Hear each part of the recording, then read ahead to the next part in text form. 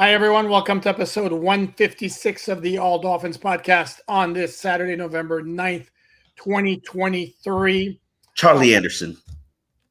No, you know what I'm going to do today, actually, because the first time I made a mistake, I actually mentioned John Offerdahl while also throwing in Steve Toll, who's the team record holder for tackles in the season with like 216 or some ridiculous number like that. Yes, sir. Look it up. In 1976 when the Dolphins were 6-8. So instead, I think today we should commemorate the 5-year anniversary of, you know what happened on December 9th? Miami Miracle. Miami Miracle.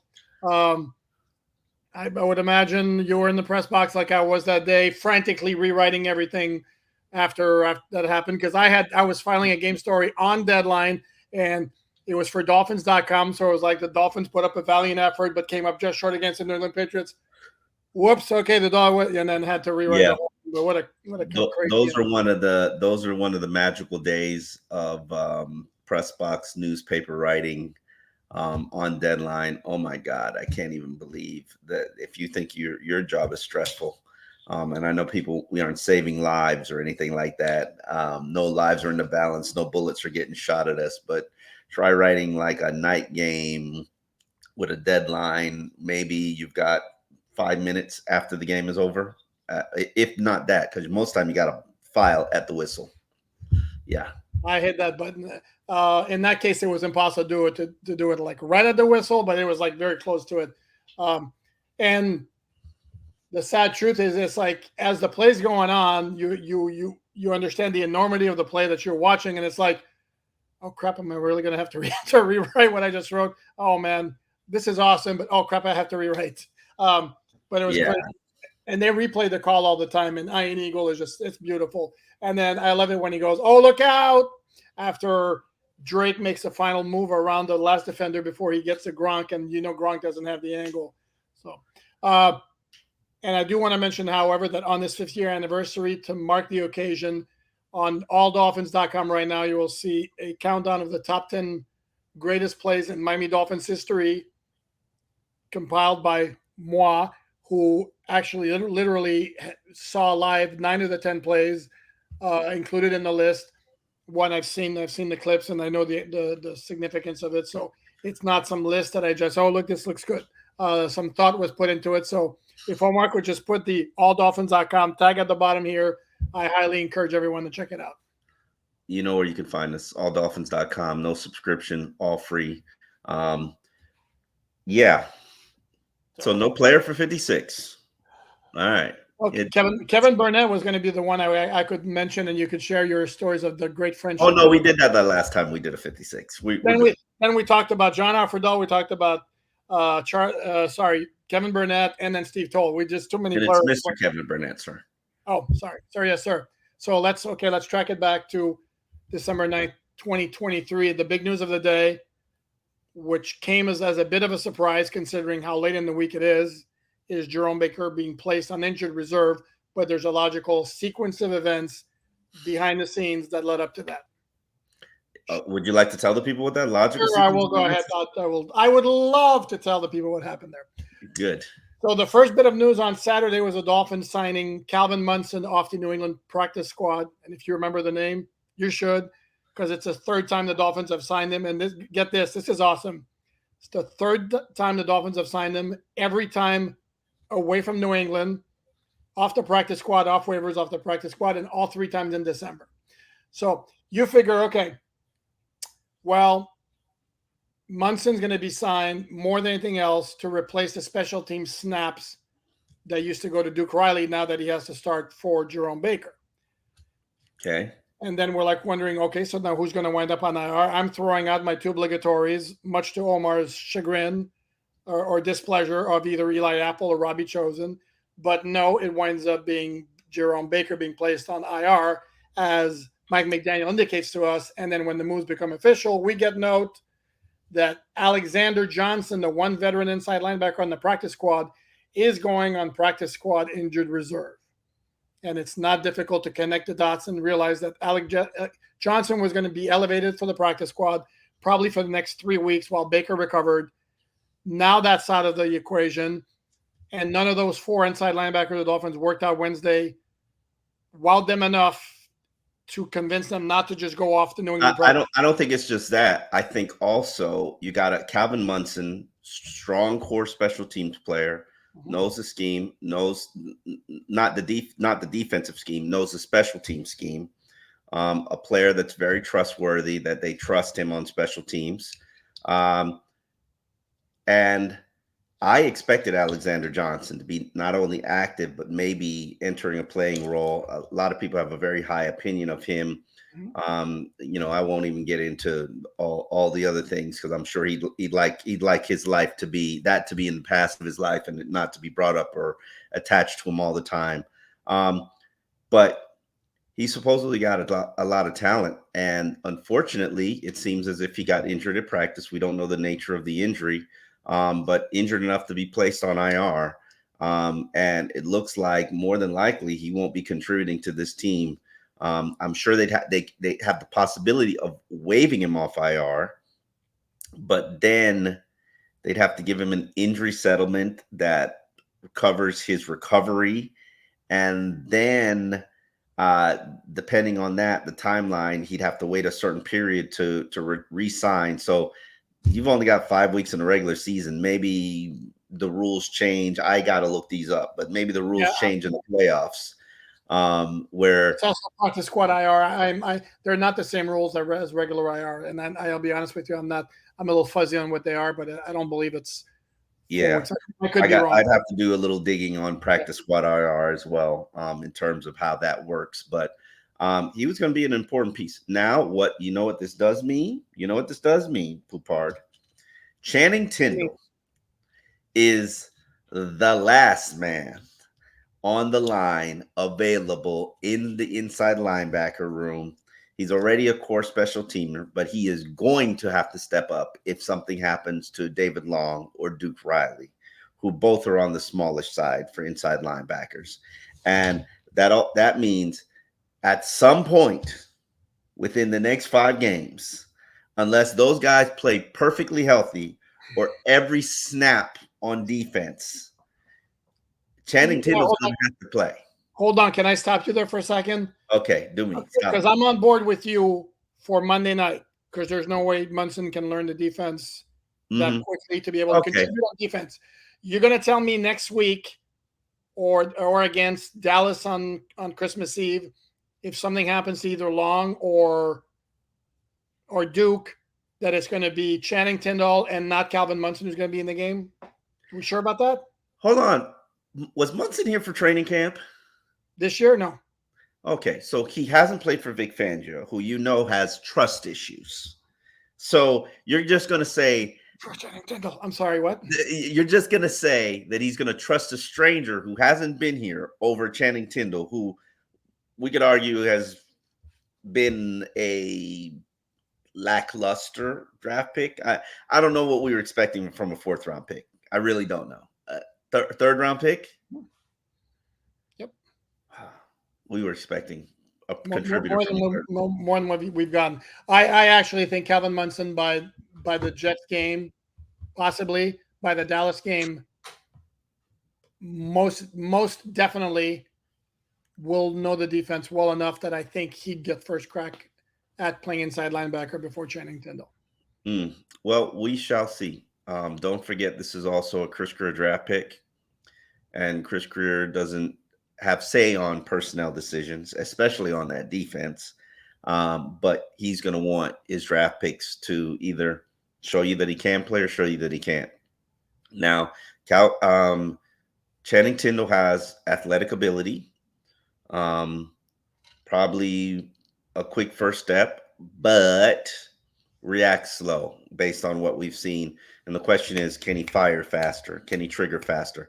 I'm still of the opinion, and hey, just means more snaps for Andrew Van Ginkel at inside linebacker at this point. And that means JPP and Ogba will have to step up as edge guys. Okay, I'm not sure because I don't recall seeing AVG at all at inside linebacker against Washington. I think he played for. I can't say for sure. I think he played some inside spots. I think he played some sub packages as an inside linebacker, especially when Ogba was on the field, and I don't even think JPP played when the real prominent players were playing. Yeah. This is where, I did rewatch the game. I wasn't focusing on AVG where he lined up, but from my recollection, I don't recall seeing him lined up.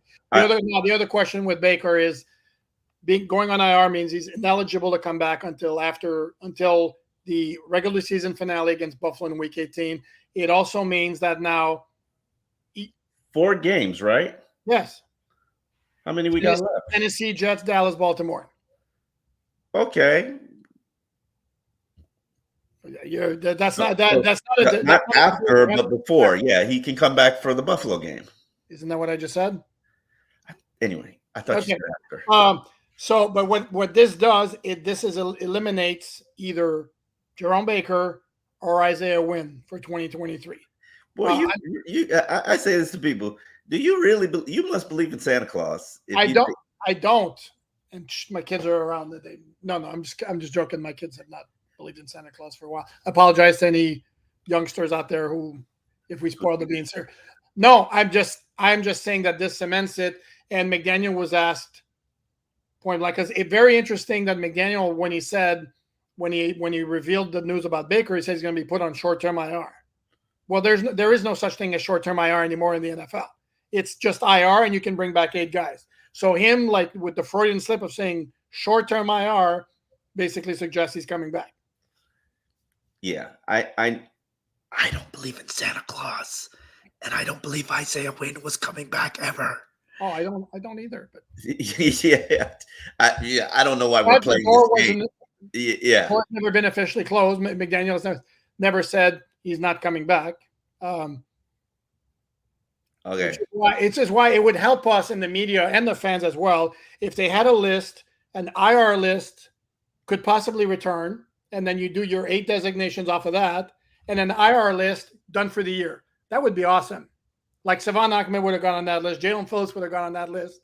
And then we wouldn't have this speculation. And guess what? Nobody, if Isaiah Wynn was put on that list, nobody would be asking Mike McDaniel about Isaiah Wynn. Listen, I got you to write a story about Isaiah Wynn potentially coming back. So because McDaniel didn't close the door, so it served his purpose. Like I don't know. I roll with the punches. Literally, I play by the rules that they said. Just like McDaniel, I literally asked McDaniel today.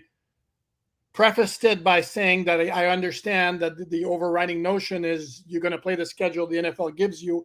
His thoughts on Monday Night Football. Because if I don't preface it like that, 99.9% of coaches are going to say we have no control over it. We're going to play the schedule. We're going to play. So I prefaced it, and he made a very good point. Very cool that he understands the responsibility. And if you're a good team, you're going to be asked to play Monday Night Football. It's good for the league. It makes money. Therefore, it's good for the players because there's more money to share. And it's a compliment that your team is being selected for those games because it means you have a product that people want to watch. So was a good answer there.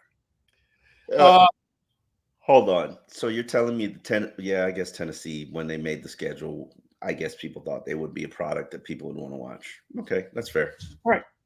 And they do have and in addition to them having Derrick Henry and DeAndre Hopkins, remember that at the time, for those who like such things, it was Ryan Tannehill's return to Miami.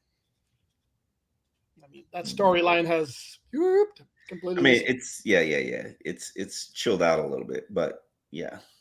It's Will Levis's team. If you haven't seen the Behind Enemy Lines episode, check it out because Toronto Davenport was phenomenal in it and broke down why he believes Will Levis will be a good NFL starter and explaining that there is no power struggle within the Tennessee Titans hierarchy, even though they've been together for a year.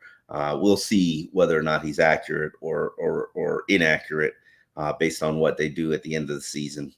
I am of the opinion. One quick, just to double up on that, because we're very thorough at All Dolphins. I also reached out to Tom Brew, the publisher of All Titans, for our weekly opponent breakdown, where I got into more detail about other stuff involving the Titans and the matchup.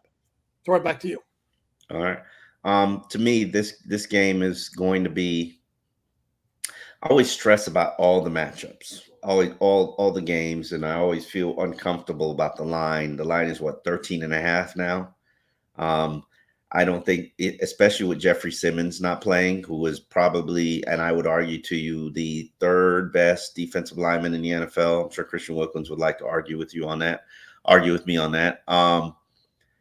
I think it's going to be a blowout, and I hate to say that. Whoa, whoa, whoa, Yeah, yeah, whoa.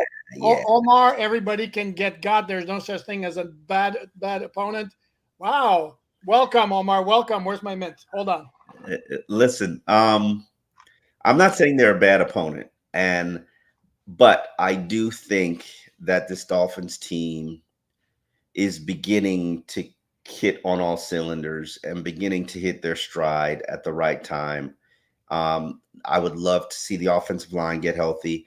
I'm of the opinion, and maybe you can fill in because you listen to Mike McDaniels, Teron Armstead, in or out, or he's going to decide. Yeah, he's questionable. There have been no setbacks. That's what McDaniel said.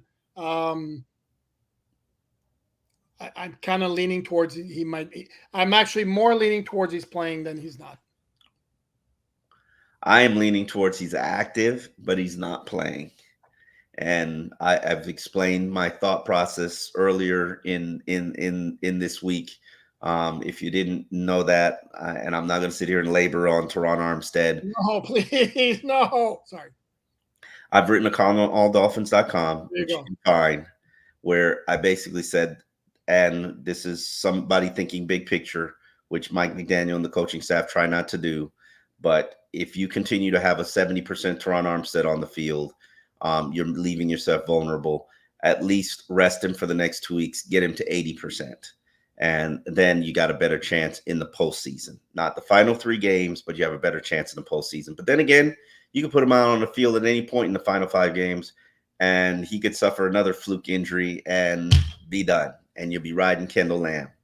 But I would start Kendall Lamb, have Teron Armstead as a backup, but not play him in the game. And the only reason I'd be activating him is because he's got a $55,000 bonus for every game that he's activated. And I don't want the brother to lose his bread. So Robert Hunt, I'm certain is not playing, correct? Already ruled out. All right. And where are we with Javon Holland?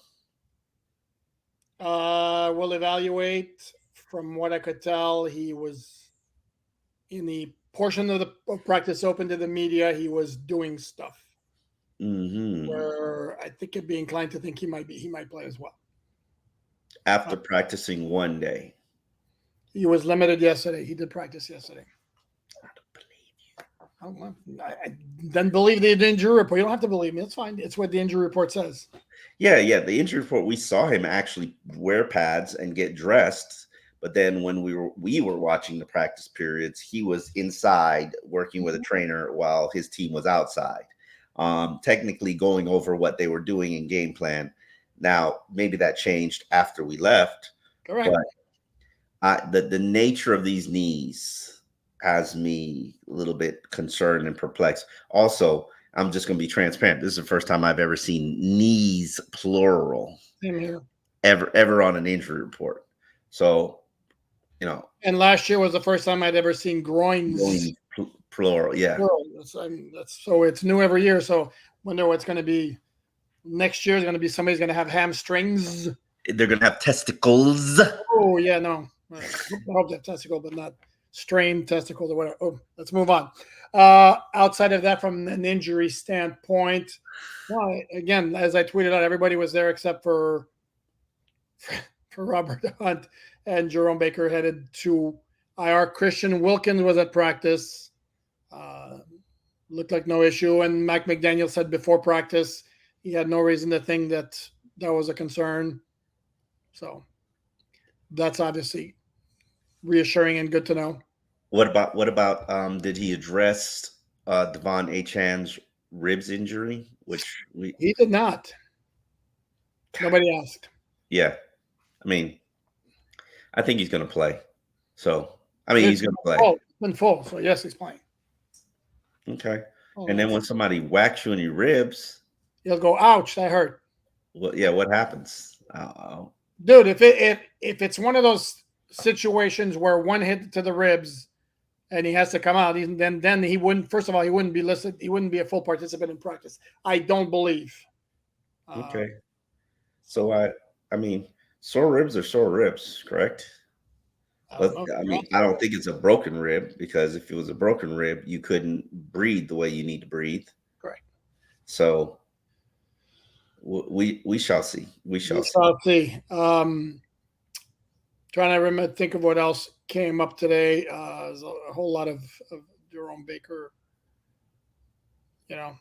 stuff. And you wrote for AllDolphins.com about Duke Riley, who, and I'm not going to belabor the point or go over everything I said yesterday. With all due respect to Jerome Baker, I don't think this is a significant drop off for the Dolphins at that position, based on the impact that Baker has made on a regular basis. Okay. I like Duke. No, okay. That works. Okay. Yeah. All right. We'll see.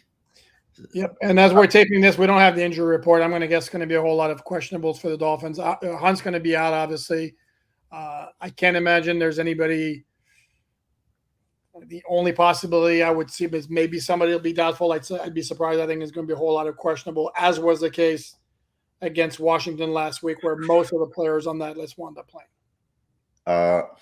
Chris Brooks activated or not? No. Let me take that back. Yeah, special teams. Yeah, for special teams, I take it back. Sorry. So you're going to activate him and not give him a premature declaration on my part. I do think he gets activated, and I do think your dude Robbie Chosen is going to get you cannot carry 7 wide receivers. Carried them so far.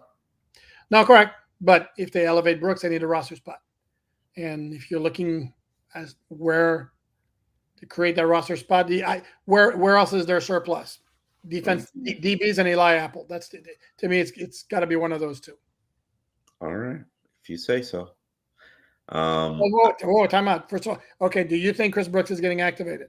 No, I don't. Not this week. I think they'll ride it out to one more week. I think it's incredibly difficult to find a roster spot for Chris Brooks.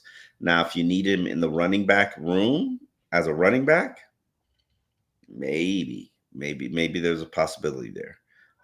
But with Raheem, Devon, Jeff, I think they got enough. I think they got enough running backs. But I could be wrong. That's fair. I could be wrong too. Been wrong before. Going to be wrong again. No, absolutely. Where do you see the Dolphins performing against Derrick Henry, stopping the run? How do you see them locking him down, containing him? I know you gave stats. I do. They had a blip. Against Washington last week, which gained like 120 some yards. Was the worst. There was the worst they'd done in run defense since the opener. It was a 29-yard run around the edge. Derrick Henry's going to do most of his damage between the tackles, and they're really, really good there. So he got power and speed though. Oh, no, I agree, but it's not. The thing is, it's not a good Tennessee offensive line. Tennessee's offensive line used to be among the best in the league, and it's gone downhill fast. I mean, it happens. It does. That definitely does happen with offensive lines. Yep.